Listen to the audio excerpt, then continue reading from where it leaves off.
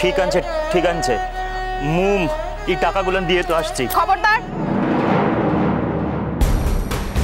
আমার প্রাণ থাকতে টাকা তুমি কিছুতেই পাবে না। এই টাকা আমি নিজে ও বাড়িতে গিয়ে ফেরত দিয়ে আসবো। ফিরে এসে যেন না দেখি যে তুমি এখানে আছো। ওভাবে তাকিও না। ফিরে এসে যদি দেখেছি যে তুমি এখানে আছো, তাহলে থানায় গিয়ে আমি নিজে ডায়েরি করব। বলবো টাকাটা তুমি চুরি করেছিলে, আর তখন পুলিশ এসে তোমাকে তুলে নিয়ে যাবে। কি করবে ভেবে দেখো। তোমার কাছে এখন 2 দিন সময় আছে। না, পলাশবনিতে তো আমি তোমাকে কিছুতেই থাকতে দেব না। এখানকার লোকেদের সম্মান নিয়ে খেলতে আমি তোমাকে কিছুতেই দেব না প্রকাশ। এটা তো কি করলি প্রকাশ? তোর লিগে মুদিকের আরে পলাশবনি সকল মানুষগুলান সরন্তে মাথাটা নিচু হয়ে গেল। রে মুরা পড়া লিখা জানিকলাই, তুই তো লিখা পড়াটা জানিস প্রকাশ। তুই এই কামটা কেমনে করলি বলতো? নিজের কবর নিজে খুঁড়েছিস প্রকাশ। ইয়ার পর তে মু বহুকে কিছু বলতে পারবো লাইরে।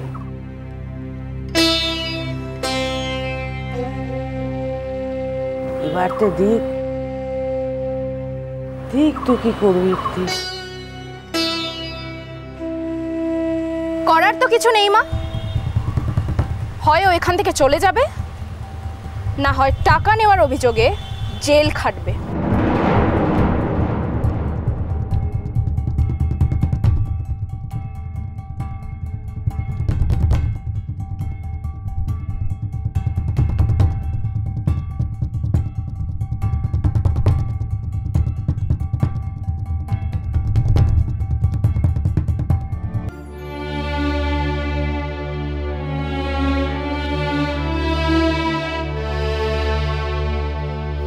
বাড়িতে যা চলছে তা কিন্তু আমার মোটেই ভালো লাগছে না।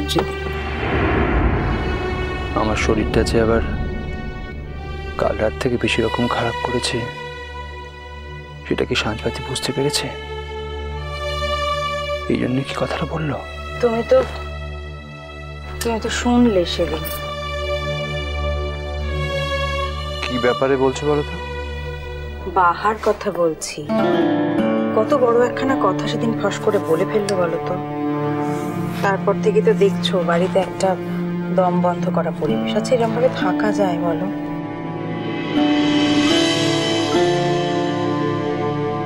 দেখো, হয়তো রাগটাগ হয়েছিল ওর ওপর, তাই এরকম দুম করে বলে ফেলেছে কথাটা। আর তুমি শুধু বাহার কথায় কেন ধরছো সাঁঝ? তার উত্তরে অর্চি কি বললো সেটা শোনোনি? ধৃতি, তোমার কি শরীর খারাপ লাগছে? না তো, শরীর আবার কিসে খারাপ লাগবে? এই তোমার না সাঁঝবাতি একটা বাতি হয়ে গেছে সবসময় শরীর খারাপ করা। কিছু না পেলে হঠাৎ করে শরীর খারাপ বলে আমার অ্যাটাক করতে শুরু করো। আচ্ছা সাঁঝ, যদি সবসময় এরকম করো তাহলে তো আমি যখন ভালো থাকবো তখনও তো নিজেকে অসুস্থ বলে মনে হবে, তাই না? 4টে কথার পরেই যদি জিজ্ঞেস করে শরীর খারাপ কিনা, তাহলে কেমন লাগে বলো তো? কাল থেকেই তো দেখছি আমি কতটা ঝিমিয়ে আছো। আর এই যে এখন কথা বলছো না, তো গলার স্বরটাও যথেষ্ট দুর্বল। আর এই স্বরটা আমার খুব চেনা ধৃতি। আমি দেখেছি যখনই তুমি এরকম ঝিমিয়ে থাকো, তার ঠিক 2-1 দিনের মধ্যে থেকেই তোমার একটা অ্যাকিউট ক্রাইসিস শুরু হয়। আমারও তো অনেক দিন হয়ে গেল না এই রোগের সঙ্গে সহবাস করছি। আমিও এখন আগে থেকে বুঝতে পারি। ধৃতি, সত্যি কথা বলো না, সত্যি শরীরটা খারাপ লাগছে তোমার? ফিল করছো কিছু ভেতরে ভেতরে? না না, আরে কিচ্ছু ফিল করছি না। Everything okay. এভরিথিং ওকে সে তো সবসময় বলো তুমি, তোমাকে আর বিশ্বাস করি না আমি। তাহলে আর কি বলবো বলো? বিশ্বাসই যদি না করো তাহলে তো আর কিছুই বলার নেই। লক্ষ্মীটি বলো না। আচ্ছা তুমি একটা কথা বলো আমাকে, যদি সত্যি কিছু ফিল করো তাহলে প্লিজ আগে থেকে একটু বলবে। আরে হ্যাঁ রে বাবা, বলবো। সাজ, আমি তোমায় একটা কথা বলতে চাই এখন। কি কথা? এই বাড়িটাকে তুমি ভেঙে যেতে দিও না সাজবাতি। এই বাড়ির একটা রিদম আছে। এই বাড়ি থেকে যদি কেউ একদিন চলে যায়, সেই রিদমটা নষ্ট হয়ে যাবে সাজ। আমায় ডুবাইলি রে, আমায় ভাসাইলি রে, অকুল দরিয়ায় বুঝি ফুল নাই রে। ফুল নাই, সীমা নাই, অথই দৈরার পানি। আর দিবসে নিশীথে ডাকে দিয়া হাত ছানি রে, অকুল দরিয়ায় বুঝি কুল নাই রে। আমায় ডুবাইলি রে, আমায় ভাসাইলি রে, অকুল দরিয়ায় বুঝি কুল নাই রে। অমন ভাবে তাকিয়ে আছো যে? এই কথাটা তো আমি জানি ধৃতি, মর্মে মর্মে অনুভব করি, কিন্তু সবাইকে আটকে রাখার ক্ষমতা কি আমার আছে ধৃতি? যদি থাকতো তাহলে তো আমার চেয়ে সুখী কেউ হতো না। সাজবাতি, আমি বাহার ব্যাপারে কথা বলছিলাম। আমি রিদমের ব্যাপারে কথা বলছি ধৃতি। আবার মন খারাপ করছো? আচ্ছা, যেটা অনিবার্য সেখানে তোমার আমাদের কারো কি কোনো হাত আছে বলো? যা অনিবার্য, যা আমার হাতে নেই, তা নিয়ে ভেবে কি লাভ বলো? বারে, যা তোমার হাতে আছে তাই নিয়ে ভাবো।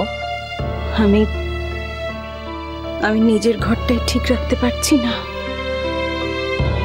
সবসময় আতঙ্কে আতঙ্কে আছি, আর তুমি আমাকে বলছো? এই ঘরটাও তো তোমার নিজেরই সাজবাতি। আমি থাকি বা না থাকি, এই বাড়িটা কি তোমার নিজের নয়? জানি না ধৃতি, তুমি না থাকলে এই বাড়িটাকে আমি কতটা আপন ভাবতে পারবো, বা এই বাড়ির মানুষগুলো আমাকে কতটা আপন ভাববে সেটা আমি এখনো ভেবে দেখিনি। আর যা আগাম ভেবে দেখিনি তা নিয়ে কোনো রকম কোনো মন্তব্য করে আমি তোমায় সুখী করতে পারবো না ধৃতি। ঠিক বুঝলাম না।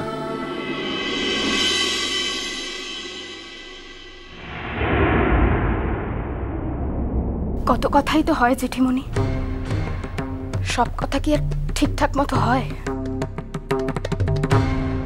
জীবনে না অনেক সময় ইকুয়েশনটা পাল্টে যায়, সঙ্গে আমরাও পাল্টে যাই। ছোট কাকিমণি, তোমার আশঙ্কা অমূলক যে তুমি সে টাকা ফিরে পাবে না, কিন্তু আমি সে টাকা ফিরিয়ে দেব। মানে সে টাকা ফিরিয়ে দেব বলেই আজ আমি এখানে এসেছিলাম। মিষ্টি কুটুম মিষ্টি কুটুম মিষ্টি কুটুম।